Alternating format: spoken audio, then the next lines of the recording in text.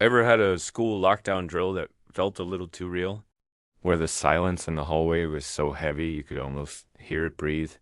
Tonight, we're exploring three terrifying school lockdown stories that blur the line between drills and true horror. These aren't just tales of locked doors, they're about what might be waiting on the other side. So, dim the lights and let's begin. Our first story takes us to Maple Ridge High on a seemingly normal Wednesday morning. The lockdown alarm blared, sharp and sudden. Students rolled their eyes, assuming it was another drill. But Mr. Collins, a veteran history teacher, felt a knot in his stomach. Drills were always announced. This one wasn't. He locked the door, killed the lights, and hushed his class.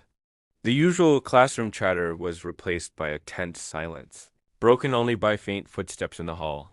Slow, deliberate. Then came a soft knock. "Mr. Collins," a woman whispered. "It's me, Miss Parker, the substitute teacher from next door." "Please open the door." "They're gone." Mr. Collins froze. He knew the schedule. There was no Miss Parker substituting today. He crept to the door and whispered back, "Who are you subbing for?" The only reply was silence, followed by the doorknob rattling violently. The class gasped. Mr. Collins held up a hand, demanding quiet. The handle twisted again, harder this time. Then the footsteps faded away. A few minutes later, the intercom announced the all clear. As students started to stand and stretch, relieved, Mr. Collins remained frozen, his gaze fixed on the small window in the door.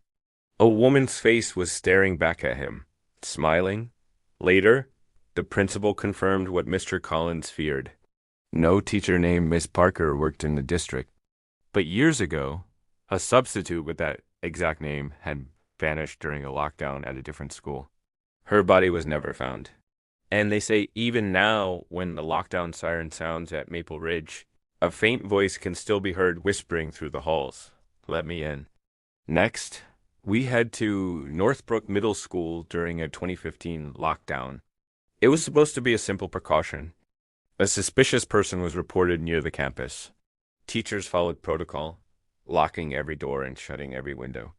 Every room was secure, except for the gym. Coach Reynolds hadn't heard the initial announcement over the sound of squeaking sneakers and laughter from his PE class. Suddenly, the school's PA system crackled to life. "This is a real lockdown. Secure your doors immediately." Everyone froze. The coach sprinted to the gym doors, but they wouldn't budge. He pushed, but something on the other side was pushing back. "Coach, who's out there?" One of the kids whispered. As Reynolds turned to answer, he saw a tall, human-like shadow slipping under the bleachers, crawling unnaturally fast. "Locker rooms now?" He screamed. One girl shrieked as the shadow, impossibly thin, with arms too long, scurried along the far wall like a glitch in a broken film. Once inside the locker room, they barricaded the door with benches. Coach Reynolds tried to keep everyone calm, whispering prayers. Then came the knocking, slow, rhythmic.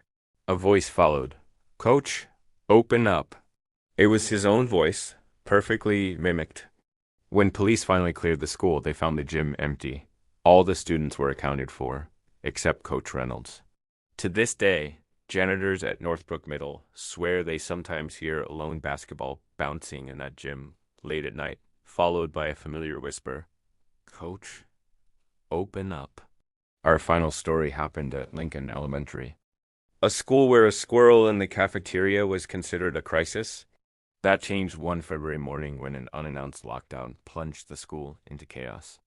As students hid under desks, one teacher, Mrs. Dalton, found herself trapped in the security office, staring at the live camera feeds. The hallways were eerily empty. Then she saw it on camera 4. A tall man in a janitor S uniform stood in the east wing. But where his face should have been, there was only swirling static. And the school's janitor, Mr. Hayes, had retired 6 months ago. She watched, horrified, as the figure walked past classrooms, dragging something metallic. It turned toward camera 2, and its sticky face seemed to look right at her. The feed glitched violently and went black. When officers finally arrived, they found Mrs. Dalton unconscious on the floor. The monitors were still on, with one screen frozen on a single image. the faceless man now inches from the camera, holding up what looked like a keyring. The official lockdown report was never made public, but teachers who work there now will tell you about one particular key on their ring that never works. It's marked with a small piece of red tape. It was almost 6:30 p.m. when the lockdown alarm blared through Roosevelt. Hi. 5 students were stuck, serving detention in the library. At first, they figured it was just another drill. But the librarian's face told a different story. She locked the door, killed the lights, and her eyes were wide with genuine fear. The hallway's emergency lights cast flickering red stripes across the room. One of the students, Mia, finally broke the silence, whispering, "Why is this taking so long?" The librarian didn't answer. Her gaze was locked on the motion sensor in the corner. It had just turned green, but nobody had moved. It stayed green for 5 seconds, 10, then switched off.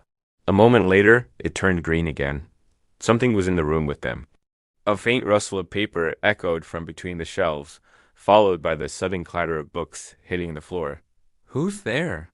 the librarian called out, her voice trembling. The only response was a chilling silence. Suddenly, every computer monitor in the library flickered to life, their blue screens cutting through the darkness. On one screen, words began to type themselves, slow and deliberate. "You left me here," screams erupted. The librarian grabbed the students, shoving them towards the emergency exit. But when they threw the door open, it led right back into the same library. When police finally arrived, they found the group huddled together, trembling. The security footage was baffling. It showed them yelling and running from nothing. But the motion sensors kept flickering on and off, tracking an invisible presence as it moved between the shelves. Next, we go to Jefferson Middle.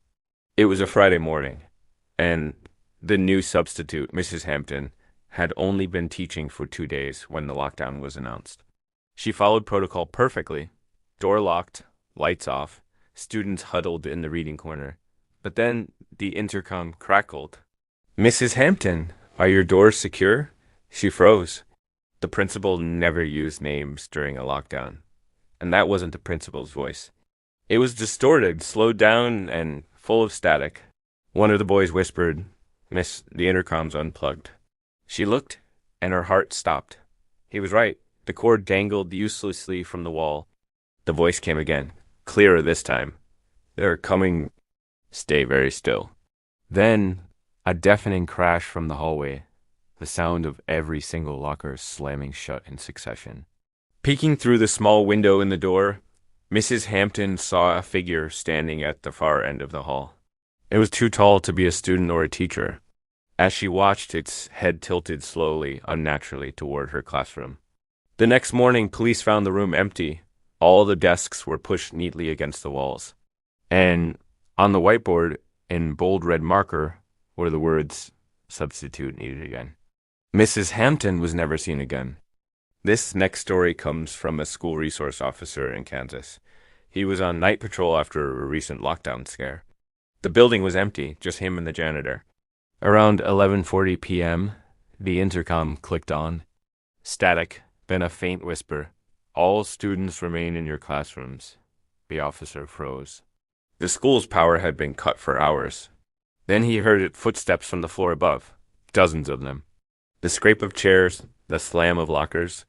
He sprinted upstairs, but the hallways were dark and completely silent. Nobody was there. As he headed back down, he noticed the old basement door, always padlocked, was now slightly ajar. "Hello? Anyone down there?" He called out. Silence. Then a faint metallic bang from below.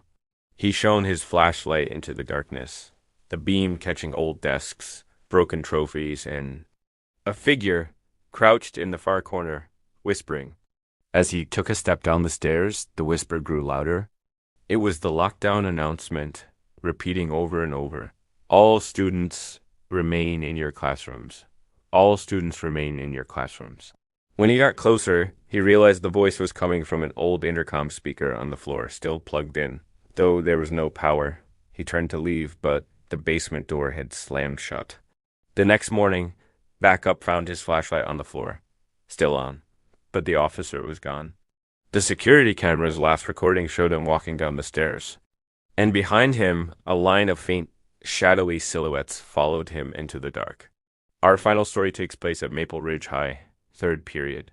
The intercom crackled to life. Attention, students. We're going into a full lockdown. This is not a drill. The teacher, Mrs. Williams, locked the door and herded the students to the back wall. But then the announcement repeated, and again, and again. It began to slow down, echoing unnaturally. Minutes passed.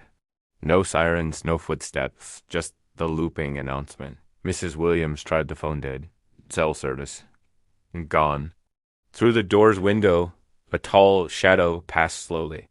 After 20 minutes, the message changed. If you can hear this, stay hidden. He's still inside. The class held its breath. Then the voice said, Mrs. Williams, keep your students quiet. Everyone stared at her. How did it know her name? She frantically ripped the intercom wires from the wall, but the speaker didn't stop. Instead, a soft, static-filled laugh came through. Then the lights went out. The next morning, police found the school silent, every classroom empty, except for Mrs. Williams's room. The desks were arranged in a circle, and on the whiteboard, in shaky red letters, read, Lockdown, never ended.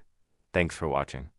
If these stories sent a chill down your spine, don't forget to like this video and subscribe for more unsettling tales from the dark.